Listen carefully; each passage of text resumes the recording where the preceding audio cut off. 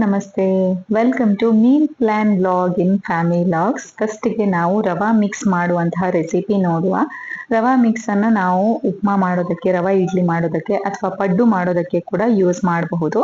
Same ಮಿಕ್ಸನ್ನು ಮಾಡಿ ಇಟ್ಟರೆ ಒಂದು 2-3 ವಾರದವರೆಗೆ ಏನಾಗೋದಿಲ್ಲ. ಮೊದಲಿಗೆ ಒಗ್ಗರಣೆ ರೆಡಿ ಮಾಡ್ತಾ ಇದ್ದಾನೆ. ಎಣ್ಣೆ, ಕಡಲೆಬೇಳೆ, ಉದ್ದಿನಬೇಳೆ, ಸಾಸಿವೆ, ಹಸಿಮೆಣಸಿನಕಾಯಿ, ಶುಂಠಿ, ಕರಿಬೇವಿನೆಲೆ, ಹಾಗೆ ಸ್ವಲ್ಪ ಗೇರು ಬೀಜ ಕಟ್ ಮಾಡಿರೋದು. ಅದಾದ್ಮೇಲೆ ಸ್ವಲ್ಪ ಇಂಗು ಹಾಕಿ ಒಗ್ಗರಣೆ ರೆಡಿ ಮಾಡ್ಕೊಳ್ತಾ ಇದ್ದಾನೆ. ಒಗ್ಗರಣೆಯನ್ನ ಚೆನ್ನಾಗಿ ಫ್ರೈ ಮಾಡ್ಕೊಳ್ಬೇಕು. ಹಸಿಮೆಣಸಿನಕಾಯಿ, ಶುಂಠಿ ಹಾಗೆ ಕರಿಬೇವಿನೆಲೆ ಕೂಡ ಚೆನ್ನಾಗಿ ರೋಸ್ಟ್ ಆಗಬೇಕು. ಅದಾದ್ಮೇಲೆ ನಮಗೆ ಬೇಕಾದಷ್ಟು ರವಾ ಹಾಕಿ ಚೆನ್ನಾಗಿ ಒಂದ್ ಸ್ವಲ್ಪ ಹೊತ್ತು ರೋಸ್ಟ್ ಮಾಡ್ಕೊಳ್ಬೇಕು. ಇದ್ರದ್ದೆಲ್ಲ ಇಂಗ್ರೀಡಿಯೆಂಟ್ ನಾನು ಇಲ್ಲೇ ಸೈಡಲ್ಲಿ ಹಾಕಿರ್ತೇನೆ, ಅದರ ಪ್ರಕಾರ ನೀವು ಮಾಡ್ಕೊಳ್ಬಹುದು. ಅಂಡ್ ರವಾವನ್ನ ನಾವು ಬೇಕಾದಷ್ಟು 2-3 ಕಪ್ ಅಥವಾ 4 ಕಪ್ ಕೂಡ ರೋಸ್ಟ್ ಮಾಡಿ ಇಡಬಹುದು. ಒಂದ್ ಸ್ವಲ್ಪ ಹೊತ್ತು ಮೀಡಿಯಂ ಫ್ಲೇಮ್ ಅಲ್ಲಿ ಫ್ರೈ ಮಾಡಿದ್ರಾಯ್ತು. ರವಾ ಇಡ್ಲಿಗೆ, ಉಪ್ಮಾ ಮತ್ತೆ ಪಡ್ಡು ಮಾಡೋದಕ್ಕೆ ಆರಾಮಾಗಿ ಯೂಸ್ ಮಾಡ್ಲಿಕ್ಕಾಗತ್ತೆ. ಈ ಒಂದು ಮಿಕ್ಸ್ ನಮ್ಮಲ್ಲಿ ರೆಡಿ ಇದ್ರೆ ಆರಾಮಾಗಿ ನಾವು 3 ವೆರೈಟೀಸ್ ತಿಂಡಿಯನ್ನ ಮಾಡ್ಲಿಕ್ಕಾಗತ್ತೆ.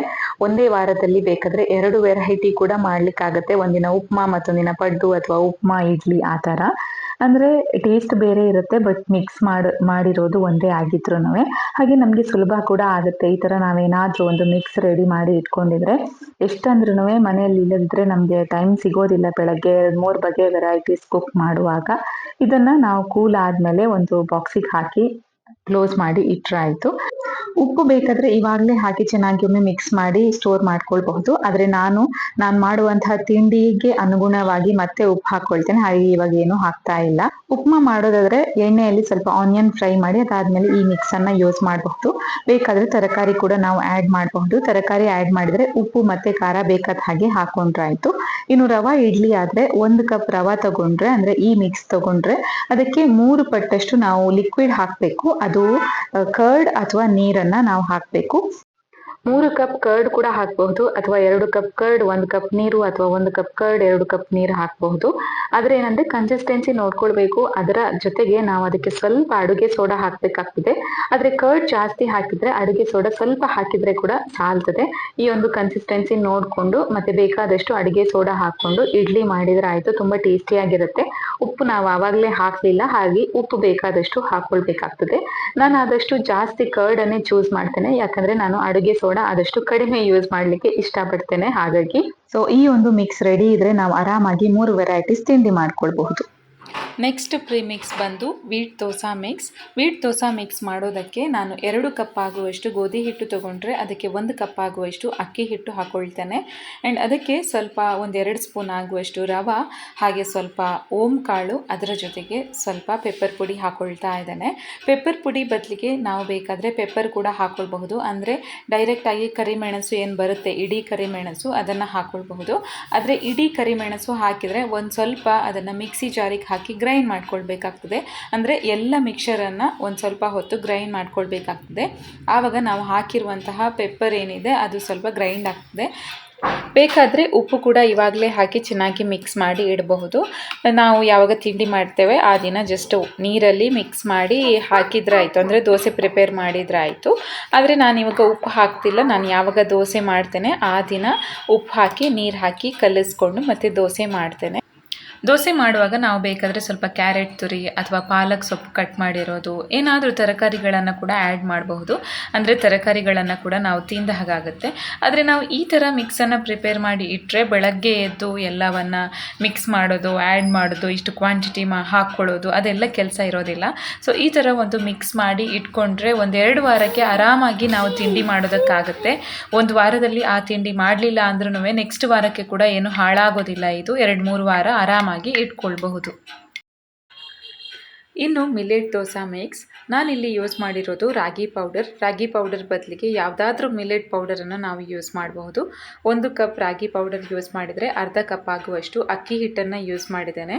ನಾವು ಬೇಕಾದರೆ ಅಕ್ಕಿ ಹಿಟ್ಟಿನ ಬದಲಿಗೆ ಗೋಧಿ ಹಿಟ್ಟು ಕೂಡ ಹಾಕ್ಕೊಳ್ಬಹುದು. ಅಂದರೆ ಸ್ವಲ್ಪ ಸಾಫ್ಟಾಗಿ ಬರುತ್ತೆ. ರಾಗಿ ಜೊತೆಗೆ ಅಕ್ಕಿ ಹಾಕಿದರೆ ಮತ್ತೆ ಸ್ವಲ್ಪ ಹಾರ್ಡಾಗಿ ಬರುತ್ತೆ. ನಾವು ದೋಸೆ ಮಾಡುವಾಗ ಕಂಪಲ್ಸರಿ ಏನಾದರೂ ಒಂದು ತರಕಾರಿ ಹಾಕಿದರೆ ಚೆನ್ನಾಗಿರುತ್ತೆ, ಇಲ್ಲದಿದ್ದರೆ ಅಷ್ಟೊಂದು ಕಾಂಬಿನೇಷನ್ ಚೆನ್ನಾಗಿರೋದಿಲ್ಲ. ಅಥವಾ ನಾವು ಇದರ ಜೊತೆಗೆ ಬೇಕಾದರೆ ಒಂದು ಒಂದು ಕಪ್ ಆಗುವಷ್ಟು ಗೋಧಿ ಹಿಟ್ಟನ್ನು ಕೂಡ ಹಾಕ್ಕೊಳ್ಬಹುದು. ಇದಕ್ಕೆ ನಾನು ಸ್ವಲ್ಪ ಪೆಪ್ಪರ್ ಪುಡಿ ಹಾಕ್ತಾ ಇದ್ದೇನೆ. ಪೆಪ್ಪರ್ ಪುಡಿ ಬದಲಿಗೆ ಪೆಪ್ಪರ್ ಕೂಡ ಹಾಕ್ಕೊಳ್ಬಹುದು, ಬಟ್ ನಾವು ಕೊನೆಗೆ ಅದನ್ನು ಒಮ್ಮೆ ಮಿಕ್ಸಿ ಜಾರಿಗೆ ಹಾಕಿ ಗ್ರೈಂಡ್ ಮಾಡ್ಕೊಳ್ಬೇಕಾಗ್ತದೆ.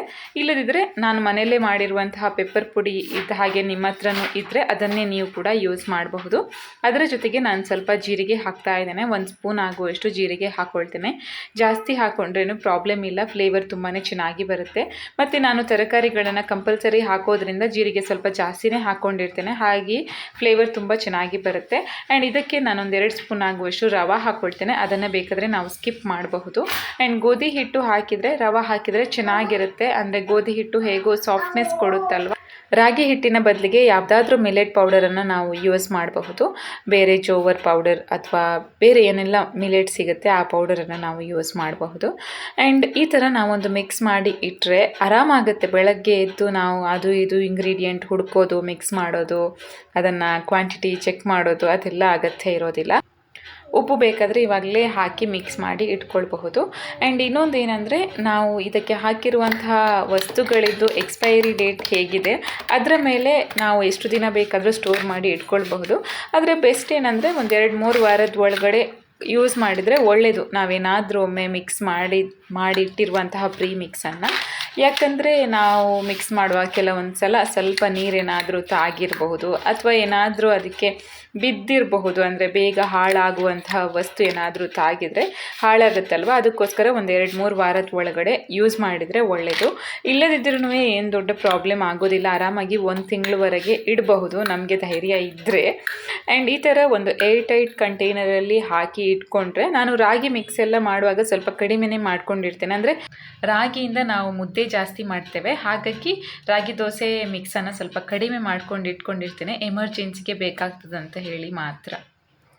ನೆಕ್ಸ್ಟ್ ಬಂದು ಸೇಮಿಯಾ ಮಿಕ್ಸ್. ನಾವು ಇದನ್ನು ಮಾಡಿ 2-3 ವಾರ ಆರಾಮಾಗಿ ಇಡಬಹುದು, ಏನು ಕಷ್ಟ ಇರೋದಿಲ್ಲ. ಇದನ್ನು ಮಾಡಿ ಇಟ್ಕೊಂಡ್ರೆ, ಮಿಕ್ಸ್ ಒಂದು ಮಾಡಿ ಇಟ್ಕೊಂಡ್ರೆ ಕ್ವಿಕ್ಕಾಗಿ ಬೆಳಗಿನ ತಿಂಡಿ ಒಂದು ಆಗುತ್ತೆ. ಆ್ಯಂಡ್ ನಾನಿಲ್ಲಿ ಸ್ವಲ್ಪ ಎಣ್ಣೆ ತೊಗೊಂಡು ಒಗ್ಗರಣೆ ರೆಡಿ ಮಾಡ್ತಾ ಇದ್ದೇನೆ. ಒಗ್ಗರಣೆಗೆ ಕಡಲೆಬೇಳೆ, ಉದ್ದಿನಬೇಳೆ, ಸಾಸಿವೆ, ಜೀರಿಗೆ ಹಾಕ್ಕೊಳ್ತಾ ಇದ್ದೇನೆ. ಎಣ್ಣೆ ನಾನು ತೆಂಗಿನೆಣ್ಣೆ ಯೂಸ್ ಮಾಡಿರೋದು. ನಾವು ಹೆಚ್ಚಾಗಿ ಮನೆಯಲ್ಲಿ ತೆಂಗಿನೆಣ್ಣೆ ಯೂಸ್ ಮಾಡ್ತೇವೆ ಅಡುಗೆಗೆ, ಸೊ ಅದನ್ನೇ ಯೂಸ್ ಮಾಡ್ತಾ ಇದ್ದೇನೆ. ಆ್ಯಂಡ್ ಸ್ವಲ್ಪ ಇದಕ್ಕೆ ಶೇಂಗಾ ಕೂಡ ಹಾಕ್ಕೊಂಡು ಫ್ರೈ ಮಾಡ್ತಾ ಇದ್ದೇನೆ. ನಾವು ಇದನ್ನು ಸ್ವಲ್ಪ ಜಾಸ್ತಿ ಕ್ವಾಂಟಿಟಿಯಲ್ಲಿ ಕೂಡ ಹಾಕ್ಕೊಳ್ಬಹುದು, ಅಂದರೆ ಉಪ್ಮಾ ಮಾಡಿದಾಗ ತಿನ್ನೋದಕ್ಕೆ ಚೆನ್ನಾಗಿರ್ತದೆ. ಹಾಗೆ 1-2 ಗೇರು ಬೀಜ ಕೂಡ ಕಟ್ ಮಾಡಿ ಹಾಕ್ಕೊಂಡಿದ್ದೇನೆ. ಅದರ ಜೊತೆಗೆ ಸ್ವಲ್ಪ ಶುಂಠಿ ಕಟ್ ಮಾಡಿ ಹಾಕ್ಕೊಂಡಿದ್ದೇನೆ. ಹಾಗೆ ಸ್ವಲ್ಪ ಹಸಿಮೆಣಸಿನಕಾಯಿ, ಕರಿಬೇವಿನ ಎಲೆ ಇಷ್ಟು ಹಾಕಿ ಚೆನ್ನಾಗಿ ಫ್ರೈ ಮಾಡ್ಕೊಳ್ತಾ ಇದ್ದೇನೆ. ಅಂದರೆ ಅದು ಚೆನ್ನಾಗಿ ರೋಸ್ಟ್ ಆಗಬೇಕು. ಹಸಿಮೆಣಸಿನಕಾಯಿ ಮತ್ತು ಶುಂಠಿ ಹಾಗೆ ಕರಿಬೇವಿನ ಎಲೆ ಹಸಿ ಇರಬಾರ್ದು. ಇದಕ್ಕೆ ನಾನು ಸೇಮಿಯಾ ಹಾಕ್ಕೊಳ್ತಾ ಇದ್ದೇನೆ. 2-3 ಕಪ್ ಬೇಕಾದರೂ ಹಾಕ್ಕೊಂಡು ಇಟ್ಕೊಳ್ಬಹುದು, ಎಮರ್ಜೆನ್ಸಿಗಾಗುತ್ತೆ. ಕೆಲವೊಂದು ಸಲ ರಾತ್ರಿ ಊಟಕ್ಕೆ ಕೂಡ ಅಷ್ಟೇ, ಏನಾದರೂ ಸ್ವಲ್ಪ ಊಟ ಶಾರ್ಟೇಜ್ ಆಯಿತು ಅಂತ ಇರುವಾಗ ನಾವು ಸೇಮಿಯಾ ಉಪ್ಮಾ ಮಾಡ್ಕೊಳ್ಬಹುದು, ಈಸಿಯಾಗಿ ಸುಲಭವಾಗಿ ಆಗುತ್ತೆ.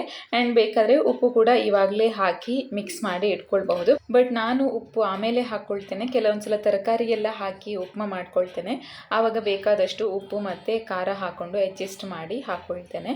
ಇದು ತಣ್ಣಗಾದ್ಮೇಲೆ ಒಂದು ಏರ್ಟೈಟ್ ಕಂಟೈನರಲ್ಲಿ ಹಾಕಿ ಇಟ್ಟರೆ 2-3 ವಾರ ಆರಾಮಾಗಿರುತ್ತೆ. ನಿಮಗೊಂದು ವಿಷಯ ಗೊತ್ತಾ, ರಾತ್ರಿ ಊಟಕ್ಕೆ ಕೂಡ ಆರಾಮಾಗಿ ಇದನ್ನು ಯೂಸ್ ಮಾಡ್ಕೊಳ್ಬಹುದು. ಆ್ಯಂಡ್ ಇದನ್ನು ಕುಕ್ ಮಾಡುವಾಗ ನಾವು ಸಿಂಪಲಾಗಿ ಒಂದು ಬಾಣಲೆಗೆ ಸ್ವಲ್ಪ ಎಣ್ಣೆ ಹಾಕಿ ಈರುಳ್ಳಿಯನ್ನು ಕಟ್ ಮಾಡಿ ಹಾಕಿ ಫ್ರೈ ಮಾಡಿ, ಅದಾದಮೇಲೆ ಈ ಸೇಮಿಯಾ ಹಾಕಿ ಒಂದು ಸ್ವಲ್ಪ ಹೊತ್ತು ಮಿಕ್ಸ್ ಮಾಡಿ, ಅದಾದಮೇಲೆ ಬಿಸಿನೀರು ಹಾಕಿದರೆ, ಅಂದರೆ ಕುದಿಯುವ ನೀರು ಹಾಕಿ ಸಿಮ್ಮಲ್ಲಿಟ್ಟು ಅಥವಾ ಮೀಡಿಯಮ್ ಫ್ಲೇಮಲ್ಲಿ ಇಟ್ಟು ಒಂದು 2-3 ನಿಮಿಷ ಇಟ್ಟರೆ ಸೇಮಿಯಾ ಉಪ್ಮಾ ರೆಡಿ ಆಗುತ್ತೆ. ಆ್ಯಂಡ್ ಕೆಲವೊಂದು ಸಲ ನಾವು ತರಕಾರಿ ಹಾಕಬೇಕು ಅಂತ ಇದ್ದರೆ ಈರುಳ್ಳಿ ಹಾಕಿ ಆದಮೇಲೆ ಅದಕ್ಕೆ ಬೇಕಾಗಿರುವಂತಹ ತರಕಾರಿ ಮತ್ತು ಉಪ್ಪು ಹಾಕ್ಕೊಂಡ್ರಾಯಿತು. ನಾನು ಉಪ್ಪು ಹಾಕ್ಕೊಂಡಿಲ್ಲ ಈ ಮಿಕ್ಸ್ಗೆ. ನಾವು ಯಾವುದೇ ಥರದ್ದು ಉಪ್ಮಾ ಮಾಡ್ಕೊಳ್ಳುವಾಗ ಉಪ್ಪು ಇದಕ್ಕೆ ಹಾಕ್ಕೊಳ್ಬೇಕಾಗ್ತದೆ. ಆ್ಯಂಡ್ ಇದು ಈಸಿಯಾಗಿ ಆಗುವಂತಹ ಒಂದು ತಿಂಡಿ, ಕ್ವಿಕ್ಕಾಗಿ ಆಗುತ್ತೆ. ಅಮ್ಮಂದ್ರಿಗಂತೂ ತುಂಬ ಹೆಲ್ಪ್ ಆಗುತ್ತೆ ಈ ಒಂದು ತಿಂಡಿ. ಇನ್ನು ಇಡ್ಲಿ ಬ್ಯಾಟರ್ ಪ್ರಿಪ್ರೇಷನ್, ಇದನ್ನು ದೋಸೆ ಕೂಡ ಮಾಡಲಿಕ್ಕೆ ಯೂಸ್ ಮಾಡಲಿಕ್ಕಾಗುತ್ತೆ. ನಾನು 2 in 1 ಮಾಡ್ತೇನೆ. ಇಡ್ಲಿ ಬ್ಯಾಟರ್ ಮಾಡಿದಾಗ ಒಂದು ದಿನ ದೋಸೆ ಕೂಡ ಮಾಡ್ತೇನೆ. 1 ಗ್ಲಾಸ್ ಉದ್ದಿನಬೇಳೆಗೆ 3 ಗ್ಲಾಸ್ ಇಡ್ಲಿ ರೈಸ್, 1 ಸ್ಪೂನ್ ಮೆಂತ್ಯ ಕಾಳು ಹಾಕ್ಕೊಂಡು ಚೆನ್ನಾಗಿ ವಾಶ್ ಮಾಡಿ ಒಂದು 3-4 ಬಾರಿ ವಾಶ್ ಮಾಡಿ 5-6 ಗಂಟೆ ಮಿನಿಮಮ್ ಸೋಕ್ ಮಾಡಿ ಇಡ್ತೇನೆ. ಅದಾದಮೇಲೆ ಗ್ರೈಂಡ್ ಮಾಡಿ ಇಡ್ತೇನೆ. ಅದು ಓವರ್ ನೈಟ್ ಇಡ್ತೇನೆ ಫರ್ಮೆಂಟ್ ಆಗೋದಕ್ಕೆ. So next day morning idli dosa ಮಾಡ್ಕೊಳ್ತೇನೆ. ದೋಸೆ ಆಗಲಿ ಅಥವಾ ಇಡ್ಲಿ ಆಗಲಿ ಪರ್ಫೆಕ್ಟಾಗಿ ಬರುತ್ತೆ, ತುಂಬಾ ಚೆನ್ನಾಗಿ ಸಾಫ್ಟಾಗಿ ಬರುತ್ತೆ. ನಾನು 1:3 ರೇಷಿಯೋ ತೊಗೊಂಡಿದ್ದೇನೆ ಉದ್ದಿನಬೇಳೆ ಮತ್ತು ರೈಸ್. ಕೆಲವರು 1:4 ರೇಷಿಯೋ ತೊಗೊಳ್ತಾರೆ. ನಾನು 1:3 ತೊಗೊಂಡಿರೋದ್ರಿಂದ ಚೆನ್ನಾಗಿ ಫರ್ಮೆಂಟ್ ಆಗುತ್ತೆ. And next day cooking soda ಎಲ್ಲ ಹಾಕುವಂತಹ ಅಗತ್ಯ ಇರೋದಿಲ್ಲ, ಸಾಫ್ಟಾಗಿ ಬರುತ್ತೆ. ಇನ್ನು ನಾವು ಬೆಳಗ್ಗೆ ತಿಂಡಿಗೆ ಇಡ್ಲಿ, ದೋಸೆ, ಉಪ್ಮಾ ಏನು ಮಾಡಿದ್ರೂ ಕೆಲವೊಂದು ಸಲ ಚಟ್ನಿ ಅಗತ್ಯ ಇರುತ್ತೆ. ಸೊ ಶೇಂಗಾ ಚಟ್ನಿ ಕಾಮನ್ ಆಗಿ ಎಲ್ಲರೂ ಮಾಡ್ತೇವೆ, ನಾನು ಕೂಡ ಮಾಡ್ತೇನೆ. ನಾನು ಏನು ಮಾಡ್ತೇನೆ, ಒಂದು ಅರ್ಧ kg ಆಗುವಷ್ಟು ಶೇಂಗಾವನ್ನು ರೋಸ್ಟ್ ಮಾಡಿ ಒಂದು ಡಬ್ಬದಲ್ಲಿ ಹಾಕಿ ಇಟ್ಕೊಂಡಿರ್ತೇನೆ. ಸೊ ದ್ಯಾಟ್ ನನಗೆ ಯಾವಾಗ ಚಟ್ನಿ ಮಾಡಬೇಕು ಅಥವಾ ಏನಾದರೂ ಪಲ್ಯಕ್ಕೆ ಯೂಸ್ ಮಾಡಬೇಕು ಅಂತ ಇರುವಾಗ ಅದೇ ಶೇಂಗಾವನ್ನು ತೆಗೆದು ಯೂಸ್ ಮಾಡ್ತೇನೆ. ಬೆಳಗ್ಗೆ ಎದ್ದು ಮತ್ತೆ ಒಂದು ಪ್ಯಾನ್ ಇಟ್ಟು ರೋಸ್ಟ್ ಮಾಡಿಕೊಳ್ಳುವಂತಹ ಟೈಮ್ ಕೂಡ ಇರೋದಿಲ್ಲ. ಆ್ಯಂಡ್ ನಾವು ತುಂಬ ಬ್ಯುಸಿ ಇರುವಾಗ ನಮಗದು ವರ್ಕ್ ಕೂಡ ಆಗೋದಿಲ್ಲ. ಸುಮ್ಮನೆ ಸ್ಟ್ರೆಸ್ ತಗೊಳ್ಳೋದಕ್ಕಿಂತ ನಾವು ಈ ಥರ ಸ್ಟೋರ್ ಮಾಡಿ ಇಟ್ಕೊಂಡ್ರೆ ಚಟ್ನಿ ಅಥವಾ ಪಲ್ಯ ಮಾಡೋದಕ್ಕೆ ಕೂಡ ಯೂಸ್ ಮಾಡಲಿಕ್ಕಾಗತ್ತೆ, ಅಥವಾ ಸ್ನ್ಯಾಕ್ಸ್ ಆಗಿ ಕೂಡ ಯೂಸ್ ಮಾಡಲಿಕ್ಕಾಗತ್ತೆ. ನಮ್ಮ ಆರುಷ್ಗೆ ಇದು ಒಂಥರ ಅಭ್ಯಾಸ ಆಗೋಗ್ಬಿಟ್ಟಿದೆ. ನಮ್ಮನೇಲಿ 99% ರೋಸ್ಟ್ ಮಾಡಿರುವಂತಹ ಶೇಂಗಾ ಇರುತ್ತೆ. ಅಂದರೆ ಸ್ನ್ಯಾಕ್ಸ್ ಥರ ನಾವು ತಿಂತೇವೆ, ನಾವು ಕೂಡ ತಿಂತೇವೆ, ಆರುಷ್ಗೆ ಕೂಡ ಅದನ್ನೇ ಜಾಸ್ತಿ ಕೊಡ್ತೇವೆ. ನಾವು ಮನೆಯಲ್ಲಿ ಹೊರಗಡೆಯ ತಿಂಡಿಯನ್ನು ತಂದು ಇಡೋದು ತುಂಬ ಅಪರೂಪ. ಸೊ ಈ ಥರ ಶೇಂಗಾ ಒಂದಿದ್ರೆ ಟಕ್ ಅಂತ ತೆಗೆದುಕೊಡೋದಕ್ಕಾಗತ್ತೆ ಮಕ್ಕಳಿಗೆ. ಸ್ನ್ಯಾಕ್ಸ್ ಅಂತ ಕೂಡ ಹೇಳಬಹುದು, ಅಥವಾ ಚಟ್ನಿ ಮಿಕ್ಸ್ ಅಂತ ಕೂಡ ಹೇಳಬಹುದು. ಚಟ್ನಿ ಮಾಡೋದಕ್ಕೆ ಹೆಲ್ಪ್ ಆಗುತ್ತೆ ಈ ಥರ ಒಂದು ಅರ್ಧ kg ರೋಸ್ಟ್ ಮಾಡಿ ಇಟ್ಕೊಂಡ್ರೆ. ನೆಕ್ಸ್ಟ್ ಇನ್ನೊಂದು ನಮಗೆ ಅಗತ್ಯವಾಗಿ ಬೇಕಾಗೋದು ತೆಂಗಿನಕಾಯಿ. ಸೊ ನಾವೇನು ಮಾಡ್ತೇವೆ, 1-2 ತೆಂಗಿನಕಾಯನ್ನು ಹಾಗೆ ಗ್ರೇಟ್ ಮಾಡಿ ಫ್ರಿಜ್ಜಲ್ಲಿ ಇಡ್ತೇವೆ. ನಾವು ಈ ಥರ ಒಂದು ಗ್ರೇಟ್ ಮಾಡುವಂತಹ ಒಂದು ಮರದ್ದಿದೆ ನಮ್ಮ ಹತ್ರ, ಅದಕ್ಕೆ ಕನ್ನಡದಲ್ಲಿ ಏನು ಹೇಳ್ತಾರೋ ಗೊತ್ತಿಲ್ಲ. ಸೊ ಇದನ್ನೇ ಜಾಸ್ತಿ ಯೂಸ್ ಮಾಡ್ತೇವೆ ನಮ್ಮ ಕಡೆ, ಅಂದರೆ ಉಡುಪಿ ಮಂಗಳೂರು ಕಡೆ ಅದನ್ನು ನಾವು ಜಾಸ್ತಿ ಯೂಸ್ ಮಾಡ್ತೇವೆ ತೆಂಗಿನಕಾಯಿಯನ್ನು ಗ್ರೇಟ್ ಮಾಡೋದಕ್ಕೆ. ನಾನು ಅದರಲ್ಲೇ 1-2 ತೆಂಗಿನಕಾಯಿಯನ್ನು ಗ್ರೇಟ್ ಮಾಡಿ ಇಡ್ತೇನೆ, ಅಂದರೆ ಫ್ರಿಜ್ಜಲ್ಲಿ ಇಡ್ತೇನೆ. ಬೆಳಗ್ಗೆ ಚಟ್ನಿಗೆ ಯೂಸ್ ಆಗ್ತದೆ, ಅಥವಾ ಪಲ್ಯ ಸಾಂಬಾರು ಏನು ಬೇಕಾದರೂ ಮಾಡಲಿಕ್ಕೆ ನಮಗೆ ಹೆಲ್ಪ್ ಆಗುತ್ತೆ. ಇಲ್ಲದಿದ್ದರೆ ತುಂಬ ಟೈಮ್ ವೇಸ್ಟ್ ಆಗುತ್ತೆ. ಬೆಳಗ್ಗೆ ಎದ್ದು ತೆಂಗಿನಕಾಯಿ ಕಟ್ ಮಾಡೋದು, ಅದಾದಮೇಲೆ ಅದನ್ನು ತುರಿಯೋದು, ಆ ಥರ ಮಾಡುವಾಗ ತುಂಬ ಟೈಮ್ ವೇಸ್ಟ್ ಆಗುತ್ತೆ. ಸೊ ಈ ಥರ ಒಂದು ಏರ್ ಟೈಟ್ ಕಂಟೈನರಲ್ಲಿ ಹಾಕಿ ಇಡಬಹುದು. ಫ್ರೀಝರಲ್ಲಿ ಇಡಬೇಕು ಅಂತ ಇಲ್ಲ, ಕೆಳಗಡೆನೆ ನಾರ್ಮಲ್ ಆಗಿ ಇಡಬಹುದು. ಆ್ಯಂಡ್ ಓಪನ್ ಆಗಿ ಕೂಡ ಇಡಬಹುದು, ಅಥವಾ ನಾವು ಲಿಡ್ಡನ್ನು ಕ್ಲೋಸ್ ಮಾಡಿ ಕೂಡ ಇಡಬಹುದು. ಇಷ್ಟೇ, ಈ ಒಂದು ವ್ಲಾಗ್ ನಿಮಗೆ ಯೂಸ್ ಆಗಿದೆ ಅಂತ ಅಂದ್ಕೊಳ್ತೇನೆ. ಇಷ್ಟ ಆದರೆ ಲೈಕ್ ಮಾಡಿ. ಹಾಗೆ ಚಾನಲಲ್ಲಿ ಇನ್ನಷ್ಟು ವೆರೈಟೀಸ್ ಆಫ್ ವೀಡಿಯೋಸ್ ಇವೆ, ಯಾವುದಾದ್ರೂ ನಿಮಗೆ ಇಷ್ಟ ಆಗ್ಬೋದು. ಫ್ರೀ ಟೈಮಲ್ಲಿ ಅದನ್ನು ಚೆಕ್ ಮಾಡಿ. Thank you for watching. ಇನ್ನು ನೆಕ್ಸ್ಟ್ ವೀಡಿಯೋದಲ್ಲಿ ಸಿಗ್ತೀನಿ. ಅಲ್ಲಿವರೆಗೆ ಬಾಯ್ ಬಾಯ್.